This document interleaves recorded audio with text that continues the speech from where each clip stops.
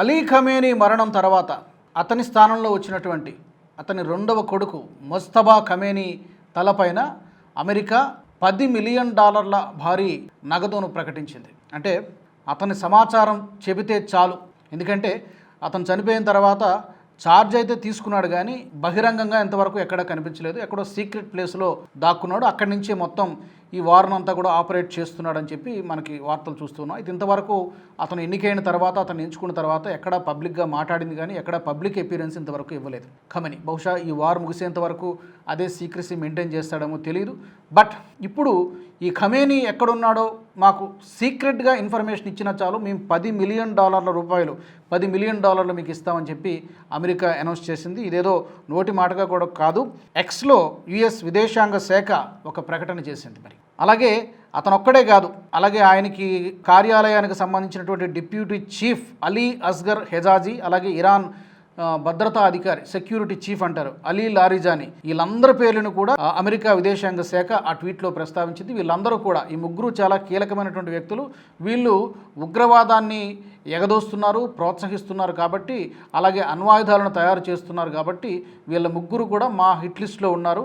వీళ్ళ సమాచారం మాకు సీక్రెట్గా చెప్పిన చాలు, ఎన్క్రిప్టెడ్ మెసేజ్ చెప్తే చాలు, మేము మీకు ఈ భారీ నగదును మేము ఇస్తాం అని చెప్తున్నారు. అంటే $10 మిలియన్ అంటే మన కరెన్సీలో చెప్పాలంటే $93 కోట్ల ఇతని సమాచారం చెప్తే చాలని చెప్తున్నారు. మరి ఎవరైనా ఆ సాహసం చేస్తారో లేదో తెలియదు కానీ అమెరికా అయితే ప్రకటించి ఇది ఒక సైకలాజికల్ వార్ఫేర్గా మనం చూడాలి. ఎందుకంటే ఇలా చేయడం ద్వారా ఒక విధమైన మానసికంగా మిమ్మల్ని వేటాడుతున్నాం అనేటువంటి చెప్పేటువంటి ఒక మెసేజ్ ఇచ్చినట్టుగానే మనకు కనబడుతోంది.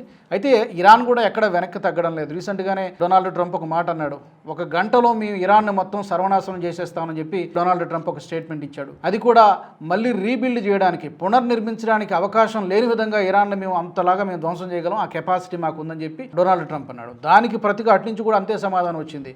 మీరు గనక మా పవర్ గ్రిడ్ల పైన దాడి చేస్తే, ఇరాన్కు చెందిన పవర్ గ్రిడ్ల పైన దాడి చేస్తే మాకు 30 నిమిషాలు చాలు, మొత్తం గల్ఫ్ అంధకారం అయిపోతుంది. అంటే ఖతార్, బహ్రెయిన్ 6 దేశాలు ఉన్నాయి కదా, ఈ 6 దేశాల్లో కూడా కరెంటు లేకుండా చేస్తాం, నీళ్లు లేకుండా చేస్తాం, అసలు ఈ చీకట్లో మేము అమెరికా సైనికులను వేటాడి మీరు చంపుతామని చెప్పి అటు ఇరాన్ నుంచి కూడా దానికి ధీటుగా జవాబు వచ్చింది. అటు ఇరాన్ తగ్గడం లేదు, ఇటు అమెరికా తగ్గడం లేదు. మరి ఈ ముజ్తబా ఖమేనీ తలపైన ఇప్పుడు $93 కోట్ల నగదు ప్రకటించింది, బహుమతి ప్రకటించింది. మరి ఎవరైనా సమాచారం ఇస్తారా? సీక్రెట్గానైనా సరే ఇస్తారా? ఒకవేళ ఇస్తే బ్రతికి బట్ట కట్టగలరా? అందులో ఎవరు ఇవ్వగలుగుతారు? ఎవరైనా బయట కంట్రీస్ నుంచి ఎవరైనా ఇవ్వగలిగి ఉండాలి. ఇన్సైడ్ ఎవరైనా ఇన్ఫర్మేషన్ ఇచ్చినా పొరపాటున అది ఇరాన్లో ఉన్నటువంటి IRGCకి ఏమైనా తెలిస్తే కనుక ఉరి తీసేస్తారు, అందులో సందేహం లేదు. చూడాలి మరి అమెరికా ప్లే చేస్తున్నటువంటి ఈ సైకలాజికల్ వార్ఫేర్ ఏ మేరకు వాళ్ళకి ఏమైనా సత్ఫలితాలను ఇస్తుంది అనేది తెలియదు. ఈ వీడియో మీకు నచ్చినట్టయితే లైక్ చేయండి, 10 మందికి షేర్ చేయండి, అలాగే కామెంట్ల రూపంలో మీ అభిప్రాయాలను మాతో పంచుకోండి. Nationalist hub group of channels ను సబ్స్క్రైబ్ చేసుకుని